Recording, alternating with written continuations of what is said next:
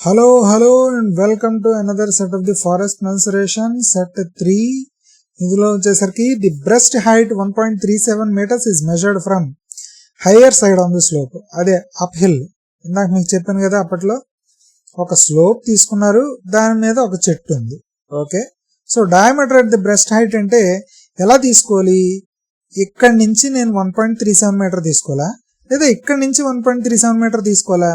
ఇక్కడి నుంచి 1.37 మీటర్ తీసుకోవడమే కరెక్ట్ అవుతుంది.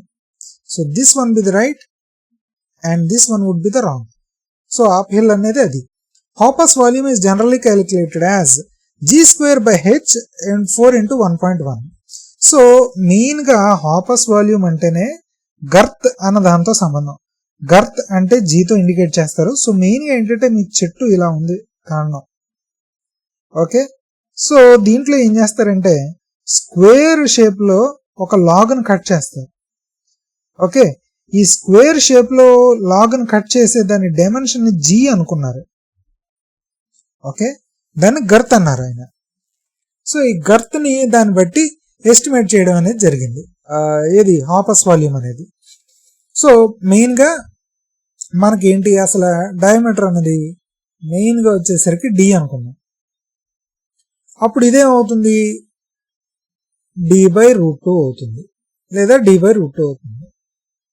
ఈయన అది ఏం చేయకుండా ఏం చేసాడంటే ముందర ఈ √2లు తొక్కలో ఎందుకు అని అనుకున్నాడు. మెయిన్ గా మనం చెప్దాం, ఇక్కడ సర్కంఫరెన్స్ అంటే ఏంటి, πd కదా. ఓకే, సో πd అసలు ట్రూ వాల్యూమ్ ఎంత అన్నది చూస్తే కనుక ఎంత అవుతుంది, circumference into, okay sorry circumference అక్కడ area into height, volume of the tree. Area అంతా πd² ఇంటూ హైట్. ఓకే, ఇది ఆయన అసలు ముందర మామూలుగా ట్రూగా క్యాలిక్యులేట్ చేసేది. కానీ ఇక్కడ ఏమైంది, గర్త్ ఈజ్ ఈక్వల్ టు ఏమైంది, d/√2 అవుతుంది. సారీ, గర్త్ ఈయన ఏం చేసాడంటే హాపస్ వాల్యూమ్ ప్రకారం Hoppus volume is equals to quarter of the girth, okay, into H. I'm sorry, girth ఇక్కడ జీ అన్నాను కదా, g/4 అవుతుంది, g/4 అవుతుంది. ఈ స్క్వేర్ షేప్ ఏదైతే ఉందో అది g/4 అవుతుందండి. ఓకేనా, సో గర్త్ వచ్చేసరికి girth is equals to g is equals to ఇది πd అండి. ఓకేనా, సో ఇప్పుడు మనం చూద్దాం గర్త్. మళ్ళా మీకు చెప్తాను, ఒక్కసారి ఇదంతా అరెస్ట్ చేసి మళ్ళా చెప్తాను, just a minute.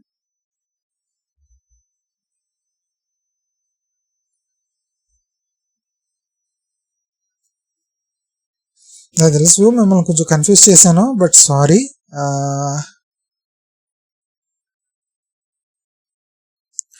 Hapus volume formula అంటే ముందర రాసేద్దాం.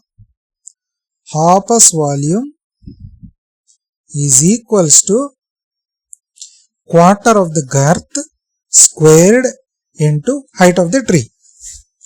గర్త్ అంటే ఏంటి, జస్ట్ ఏ మినిట్.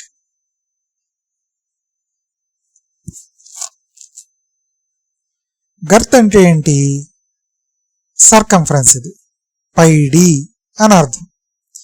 ఒక చెట్టు తీసుకుందాం. ఓకే, ఇది డయామీటర్ డి ఉన్నది. దీనిలో స్క్వేర్ లాగ్ కింద కట్ చేస్తారు ఎప్పుడు కూడా. ఆ హాపస్ ఆయన ఏమనుకున్నాడంటే స్క్వేర్ లాగ్ కింద కట్ చేస్తాం కదా, ఇది వచ్చేసరికి ఎంతైతే గర్త్ ఉందో అంటే πd ఎంతైతే ఉందో దాంట్లోని ఫోర్త్ గర్త్లో క్వార్టర్ వచ్చేసరికి వస్తూ ఉంటుంది ఇది డైమెన్షను ఆ స్క్వేర్ అనేది అని అనుకున్నాడు, అజంప్షన్ అనుకున్నాడు. దీన్ని బట్టి ఆయన ఏం చేశాడంటే ఇది g/4, ఇది g/4. So area of the square g/4 square. ఈ వచ్చేసరికి మొత్తం height of the tree H. దాన్ని బట్టి Hapus volume g/4 into H అని రాశాడు. ఓకే, సో ఇది దీనికి మామూలుగా రాసింది. ఇప్పుడు మామూలుగా అయితే కనుక ట్రూ వాల్యూమ్ ఎలా పెట్టుకుంటాం మనం, true volume of the tree అయితే కనుక just a minute. True volume of the tree అయితే కనుక ఎంత అనుకుంటాం మనం, πd² by 4 into h అని అనుకుంటామా. సో ఇక్కడ ఏమన్నాడు, g = πd అన్నాడు, అంటే d = g/π అనే. అప్పుడు ట్రూ వాల్యూమ్ చూద్దాం, π ఇంటూ ట్రూ వాల్యూమ్ కాదు, అప్పుడు హాపస్ వాల్యూమ్ చూద్దాం. Hapus volume is equal to π² into d² by 16 into h. Okay, so true volume, suppose true volume ని గర్త కింద చేసుకుందాం అనుకుంటే π/4, d అంటే g/π కదా, g² by π² into h is equal to ఎంత అయింది, ఈ పై పోతుంది, g² by 4π into h. True volume ని గర్త్ కింద ఇండికేట్ చేస్తే కనుక. ఓకే, సో ట్రూ వాల్యూమ్ కి దీనికి ఎంత తేడా వస్తుంది అన్నది చూద్దాం ఇప్పుడు. Hoppus volume is equals to Hoppus volume is equals to g² by 16 into h.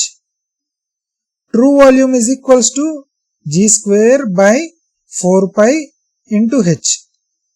So difference అంతా hv minus tv by just a minute,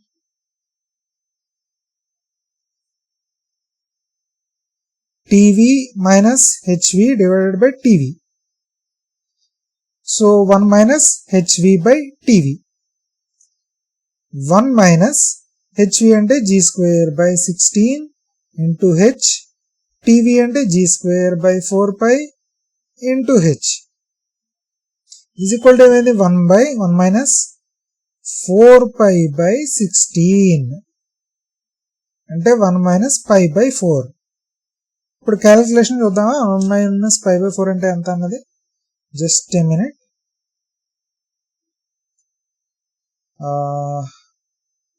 calculator π divided by 4, it's 0.785.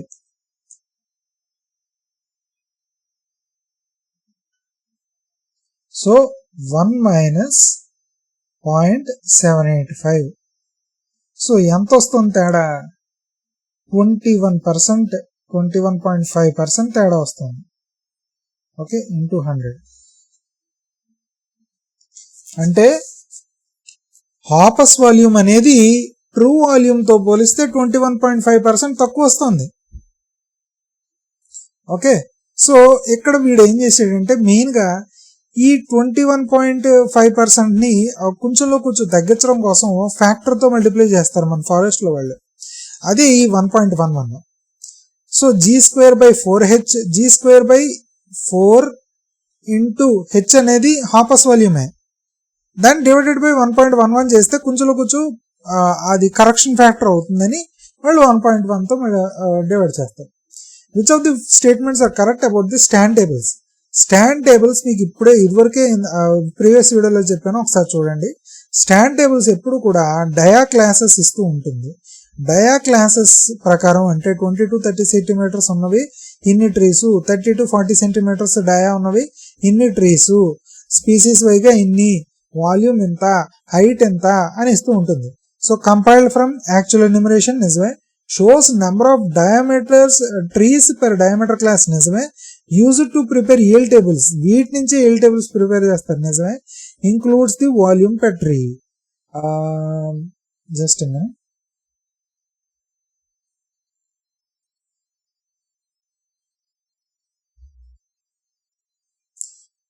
Includes volume per tree. ఒకసారి చూడాలి ఇది.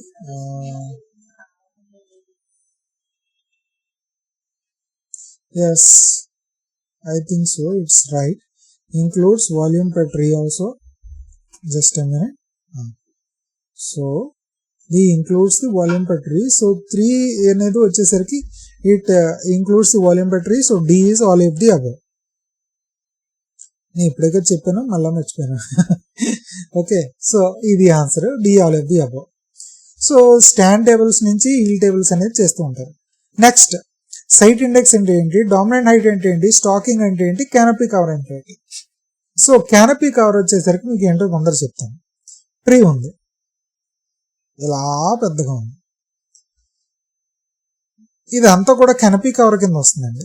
ఈ vertical projection ఇలా చూస్తున్నారు అనుకోండి, ఇదంతా canopy కింద వస్తూ ఉంటుంది.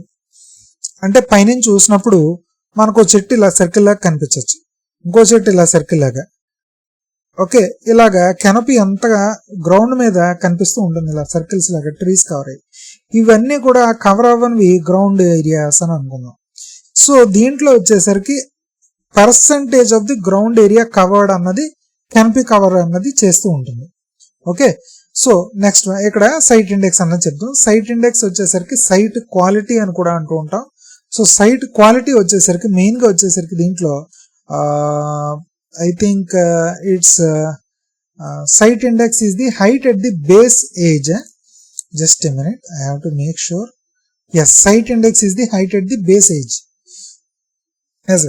బేస్ ఏజ్ అంటే ఏం లేదండి, 50 years 100 years ఏదో ఒక స్పీసీస్కి ఒక్కొక్క బేస్ ఏజ్ ఉంటూ ఉంటుంది, ఒక్కొక్క ట్రీ స్పీసీస్ కూడా. ఆ ఏజ్ దగ్గర ఎంత హైట్ ఉంది ఆ ట్రీస్ అన్ని కూడా అన్నది చూస్తే కనుక దాన్ని సైట్ ఇండెక్స్ కింద డినోట్ చేస్తూ ఉంటారు. Next, dominant height. ఏవైతే ఎక్కువ హైట్ ఉన్న ట్రీస్ ఉన్నాయో ఆ ఎక్కువ హైట్ ఉన్న ట్రీస్ అన్నిటినీ కూడా లెక్కేసి హైట్ ని యావరేజ్ చేస్తూ ఉంటారు. So that is the dominant height. ఒక హెక్టార్ లో టాప్ 100 ట్రీస్ లేకపోతే ఎన్ని ఉంటాయండి. నెక్స్ట్, స్టాకింగ్ అంటే it is the number of trees in an area, okay, versus the normal. Just a minute, I think yeah it's a normal. ఇది వచ్చేసరికి next వచ్చేసరికి canopy cover అంటే ఈ పైనది ఏదైతే ఉందో దాన్ని క్రౌన్ అంటారు. టాప్ పార్ట్ ఏదైతే ఉందో దాన్ని క్రౌన్ అంటూ ఉంటారు.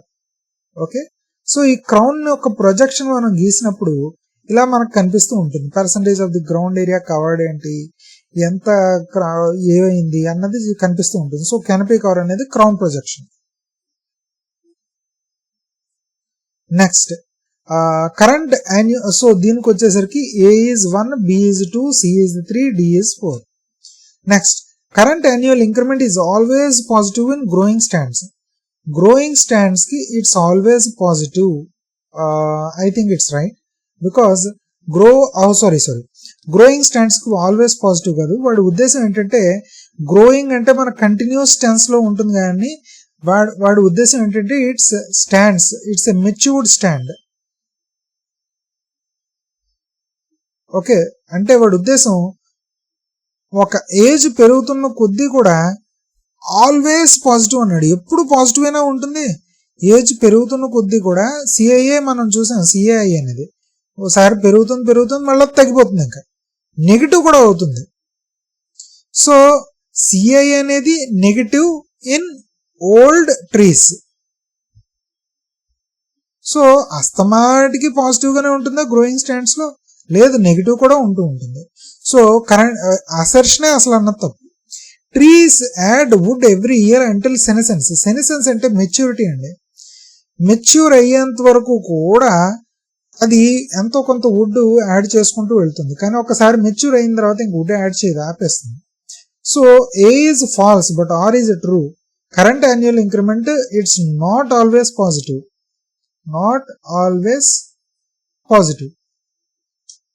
which is not used in tree height measurement. దీంట్లో వచ్చేసరికి యాబ్నీ లెవెల్ ఉపయోగిస్తారు, క్లెనోమీటర్ ఉపయోగిస్తారు, రేలాస్కోప్ ఉపయోగిస్తారు. ఇంక్రిమెంట్ హ్యామర్ అనేది మాత్రం ఉపయోగించరు. ఇంక్రిమెంట్ హ్యామర్ అనేది మెయిన్ గా ఇది యాన్యువల్ రింగ్స్, అంటే ఆ ట్రీ యొక్క ఏజ్ ఏంటి, లేకపోతే ట్రీ యొక్క వాల్యూమ్ ఏంటి, దాన్ని ఆ డయా ఏంటి అన్న దాన్ని మొత్తం తెలుసుకోవడం కోసం ఇంక్రిమెంటల్ హ్యామర్ అనేది ఉపయోగిస్తారు. The form quotient is the ratio of, మీకు ఇందాక చెప్పాను ఫారం కోషెంట్ అంటే diameter of the half height to that of the diameter at base height. అంటే ఒక చెట్టు ఇలా ఉందనుకోండి, 1.37 meters దగ్గర మీరు తీసుకుంటారు, అది DBH అయ్యింది. ఇప్పుడు ఇది హైట్ క్యాపిటల్ హెచ్ అనుకుంటే సో ఇక్కడి నుంచి ఇక్కడికి హెచ్ మైనస్ 1.37 అయింది. దీంట్లో సగం దగ్గర ఓ డయా తీసుకుంటారు, అది 50% డయా ఎట్ హాఫ్ హైట్ కింద అవుతుంది. ఒక్కోసారి వీళ్ళు మొత్తం హాఫ్ దాంట్లోనే తీసేసుకుంటూ ఉంటారు, బట్ ప్రాపర్ అయితే కనుక 1.37 మార్క్ దాటేసిన తర్వాత మిగిలిన హైట్లో 50% అని అర్థం. అది ఫారం క్వశ్చన్. ఇది దేనికి ఉపయోగిస్తుంది? ట్యాపరింగ్ దానికి ఉపయోగపడుతూ ఉంటుంది. The biological rotation is determined by maximum MAI, maximum CAI, equal CAI and MAI. So దీంట్లో వచ్చేసరికి మ్యాక్సిమం CAI అవ్వదు, ఎందుకంటే కనుక మనం గ్రాఫ్ చూసుకుంటే కనుక CAI ముందరే పీక్ అయిపోతుంది, MAI తర్వాత పీక్ అవుతుంది. ఈ పీక్ అయినప్పుడే ఈ CAIతో ఇంటర్సెక్ట్ అవుతుంది. సో ఎక్కడైతే CAI MAI ఈక్వల్ అవుతున్నాయో లేదా ఎక్కడైతే MAI పీక్ అవుతుందో అవే biological rotations. Both A and C are the right answers. Remote sensing NDVI, normalised difference vegetation index. ఇది ఎప్పుడు కూడా ఇన్ఫ్రారెడ్ ప్లస్ రెడ్ రీజన్స్ లో తీస్తూ ఉంటారండి. ఇన్ఫ్రారెడ్ రీజన్ లోని రెడ్ రీజన్ లోని తీసి ఎంత వెజిటేషన్ కవర్ అయి ఉంది అన్నది చూస్తూ ఉంటారు. ఓకే, సో ఎంత ఇండెక్స్ ఎక్కువ ఉంటే అంత హెల్దీ గ్రీన్ వెజిటేషన్ అని అర్థం.